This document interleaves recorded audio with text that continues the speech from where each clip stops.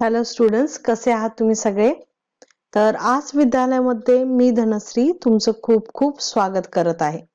तर आजचा आपला विषय आहे अर्थातच कॉम्प्युटर आणि आपला विषय टॉपिक आहे आपला मायक्रोसॉफ्ट एक्सेल. ओके, तर मायक्रोसॉफ्ट एक्सेलचे याआधी आपण युजेस पाहिलेले आहेत की आपण कोणत्या क्षेत्रात कसा यूज करतो. तसेच याच्या आधीच्या सेशनमध्ये आपण पाहिलेलं आहे की मायक्रोसॉफ्ट एक्सेल मध्ये आपण विंडो कशी दिसते आणि विंडो मध्ये काय काय टॅब असतात. ओके, तर फारच शॉर्ट मध्ये आपण पाहिलेलं पूर्ण विंडोचा ओव्हरलुक आपण पाहिलेला आणि तशा पद्धतीनेच आज आपण त्या विंडो मध्येच आणि बरेचसे ऑप्शन्स जे आहेत ते पाहणार आहोत आणि ऍक्च्युली आपण एक्सेल मध्ये नक्की काय करणार आहोत ते पण पाहणार आहोत. ओके, तर चला सुरू करूया. So firstly we have to open Excel. Excel open केलं तर आता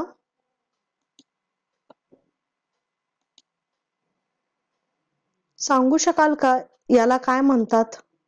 हे जे ग्रीन कलरची बॉर्डर तुम्हाला दिसते याला काय म्हणतात? बरोबर, याला म्हणतात ऍक्टिव्ह सेल. ओके, तसेच हे सगळे आहेत टॅब्स. तर आपण सर्वात पहिल्यांदा स्टार्ट करू फाईल टॅब पासून. तर पाहूया फाईल टॅब मध्ये काय आपण ऑप्शन्स पाहतो. हे आहे फाईल टॅब.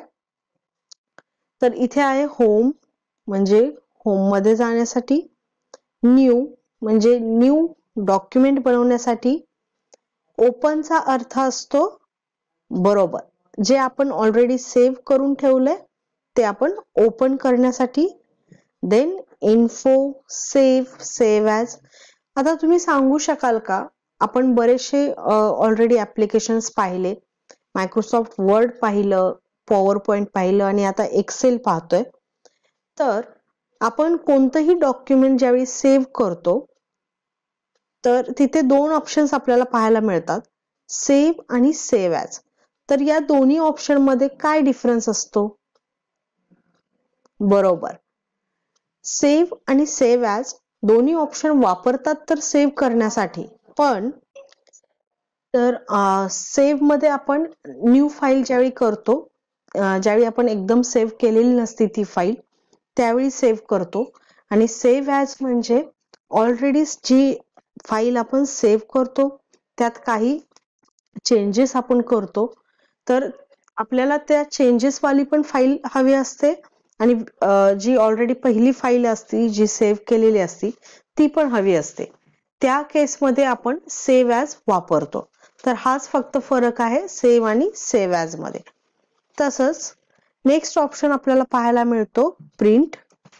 प्रिंट म्हणजे ज्यावेळी आपण एक्सेल मध्ये, कॉम्प्युटर मध्ये एखादं डॉक्युमेंट बनवतो त्याला आपण म्हणतो सॉफ्ट कॉपी, आणि तेच सेम आपण ज्यावेळी कागदावरती घेतो बाय प्रिंटर त्याला म्हणतो आपण हार्ड कॉपी. ओके, तर प्रिंट साठी इन्स्ट्रक्शन आपण इथूनच देऊ शकतो. Then share. इथं ज्यावेळी शेअर वरती क्लिक कराल, शेअर विथ पीपल, ईमेल किंवा सेव्ह टू क्लाउड हे ऑप्शन्स आपल्याला पाहायला मिळतील. एक्सपोर्ट. एक्सपोर्ट आपण कोणत्याही, जसे मी सांगितलेलं, एका ऍप्लिकेशन मधून, सपोज एक्सेल मधून जर आपल्याला मायक्रोसॉफ्ट वर्ड मध्ये किंवा कोणत्याही दुसऱ्या ऍप्लिकेशन मध्ये आपल्याला घेऊन जायचं असेल हे डॉक्युमेंट, त्यावेळी आपण एक्सपोर्ट यूज करतो.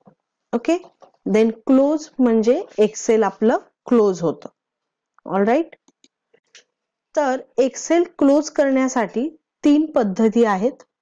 एक्सेल किंवा ऍक्च्युली कोणतीही विंडो. फर्स्ट आहे माऊसने आपण या क्लोज बटनला क्लिक करू शकतो, हे ऍप्लिकेशन क्लोज होऊन जाईल. नेक्स्ट आहे शॉर्टकट की Alt+F4. ओके, आणि एक आहे go to file and click on close. Okay, तर असे हे ऑप्शन्स आहेत. आता येऊया होम टॅब मध्ये.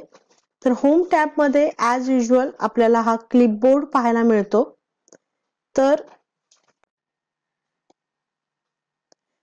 हा आहे क्लिपबोर्ड ग्रुप. तर क्लिपबोर्ड मध्ये आपल्याला कोणकोणते ऑप्शन्स मिळतात? पेस्ट, कट, कॉपी आणि फॉर्मॅट पेंटर. ओके. तर कट, कॉपी, पेस्ट आपण समजा आपल्याला एखादी गोष्ट डबल हवी असेल तर आपण ती परत परत टाईप न करता कॉपी आणि पेस्टचा यूज करतो. तसेच मूव्ह ऑप्शन ज्यावेळी आपल्याला एका जागेवरून आपल्याला ऑलरेडी दुसऱ्या जागी आपला डेटा जर मूव्ह करायचा असेल, शिफ्ट करायचा असेल, त्यावेळी आपण कट आणि पेस्ट वापरतो. ओके. तर अशा पद्धतीने हा क्लिपबोर्ड ग्रुप आहे. नेक्स्ट ग्रुप आहे आपला हा group, that is font group. तर फॉन्ट ग्रुप मध्ये जसे आपण पाहिलेले ऑलरेडी मायक्रोसॉफ्ट वर्ड मध्ये सुद्धा टेक्स्ट रिलेटेड जेवढे फंक्शन्स आहेत म्हणजे ऑप्शन्स आहेत ते पाहायला मिळतात. जसे फॉन्टचा टाईप, देन फॉन्टची size, grow font, shrink font म्हणजे फॉन्टची साईज वाढवणे किंवा कमी करणे, ते सुद्धा आपण या दोन ऑप्शन्सनी करू शकतो. आणि तसेच बोल्ड, इटॅलिक, अंडरलाईन हे करू शकतो. आणि तसेच इथे ऑल बॉर्डरचा आपल्याला एक नवीन ऑप्शन इथे दिसतो. नवीन नाही, ऍक्च्युली आपल्याला मायक्रोसॉफ्ट वर्ड मध्ये सुद्धा हा दिसतो. ओके. ज्यावेळी आपल्याला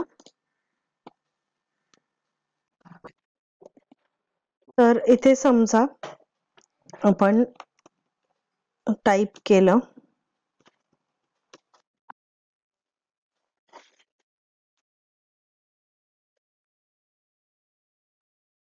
ओके, आणि इथे मी ॲज अ सॅम्पल टाईप करत आहे काहीही.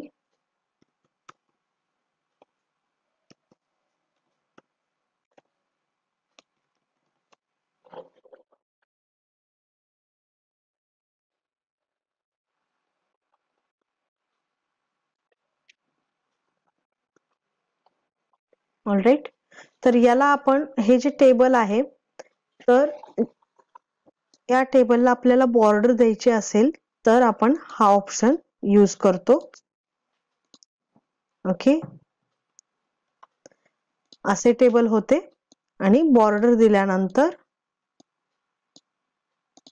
आपल्याला असे टेबल मिळते. देन आपल्याला जर इथे फॉन्ट साईज चेंज करायची असेल तर अशा पद्धतीने आपण फॉन्ट साईज चेंज करू शकतो.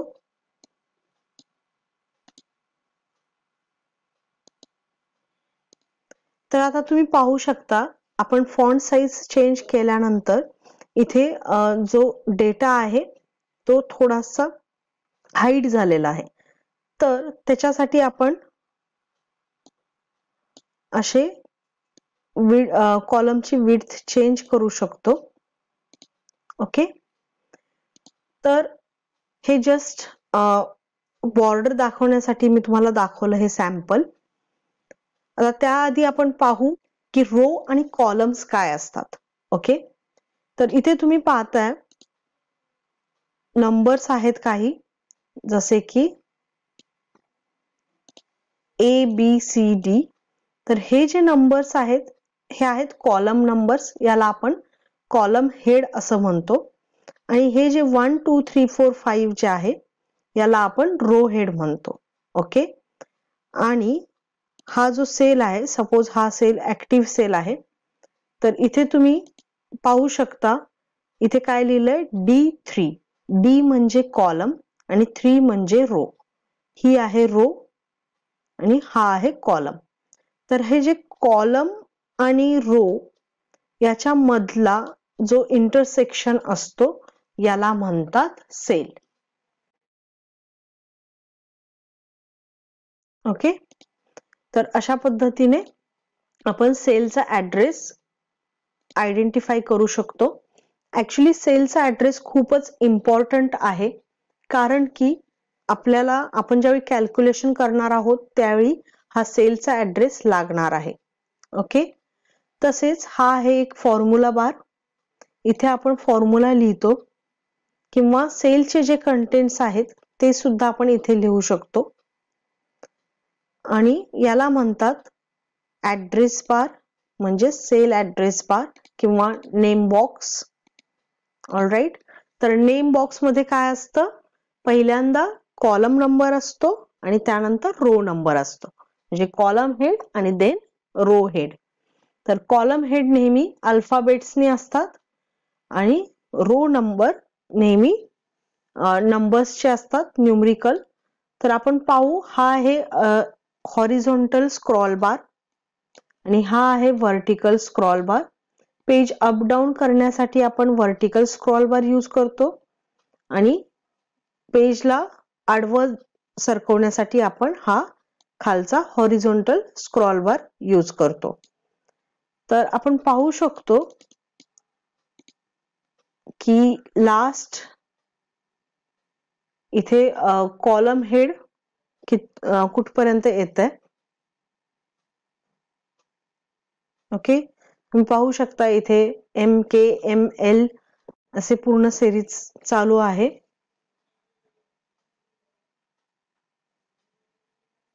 ओके,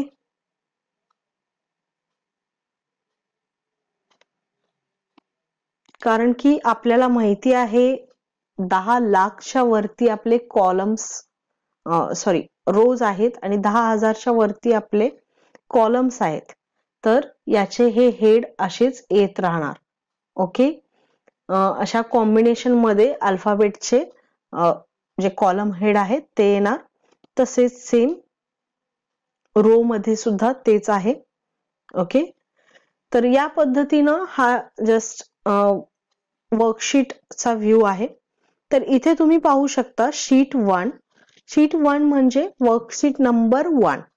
तर एक्सेल 2019 मध्ये इथे आपल्याला एकच वर्कशीट मिळते आणि एक्सेल जसे 2010 किंवा 7 मध्ये बाय डिफॉल्ट 3 शीट्स मिळतात. ओके, तर इथे आपण शीट्सना ऍड करू शकतो. ओके, अशा प्रकारे आपण शीट्स ऍड करू शकतो. शीट्सना आपण रिनेम करू शकतो. देन कलर चेंज करू शकतो. ओके, रिनेम करून इथे आपण नाव देऊ शकतो, लाईक सपोज स्कूल हे नाव देऊ शकतो. तर प्रत्येक शीट वेगवेगळ्या पर्पज साठी वापरली जाते. देन नेक्स्ट आपण पाहू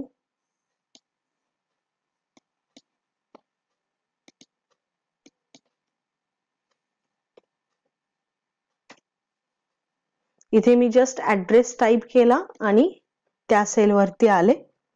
ओके,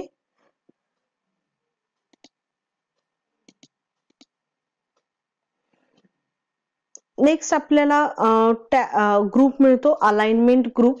इथे जस्टिफिकेशन असतं, जसे आपण इथे टाइप केलेलं आहे ऑलरेडी. तर हा जो डेटा आहे याला आपण सेंटरला आणू शकतो, लेफ्ट आणि राईट.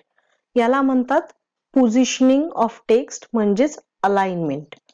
ओके, तर अशा प्रकारे आपण चेंज करू शकतो. तसेच एक्सेल मध्ये आणि एक खूप चांगलं फीचर आहे, ते म्हणजे टेक्स्टचं ओरिएंटेशन. ओके, तर सपोज इथे आपण लिहिलं आस, देन अशा टाइप मध्ये टेक्स्ट आपण रोटेट करू शकतो. बऱ्याच वेळा आपल्याला गरज पडते ना की कॉलम्सची आपली विड्थ छोटी ठेवायची असते आणि कॉलम मोठा पाहिजे असतो, म्हणजे कॉलमचं नाव मोठं असतं, त्यावेळी आपल्याला हे ऑप्शन्स वापरावे लागतील. ओके, तर आज आपण काय शिकलो, आज आपण पाहिलं एक्सेल मध्ये सेल ऍड्रेस काय असतो, फॉर्म्युला बार काय असतो, राईट. आणि होम टॅब मधले आपण फॉन्ट ग्रुप, अलाइनमेंट ग्रुप आणि क्लिपबोर्ड ग्रुप पाहिला, राईट.